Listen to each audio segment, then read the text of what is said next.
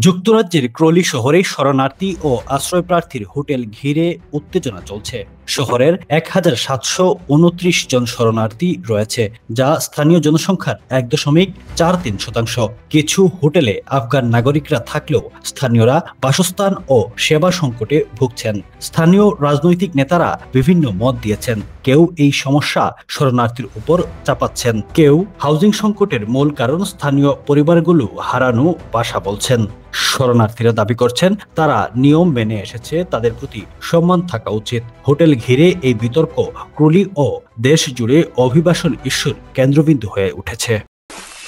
ইফকো ব্র্যান্ডের কোয়ালিটি, স্বাদ জগতে ফাটাফাটি। ইফকো সেরা গুণে মানে সব সময়। ইফকো ব্র্যান্ড, আপনার পণ্য।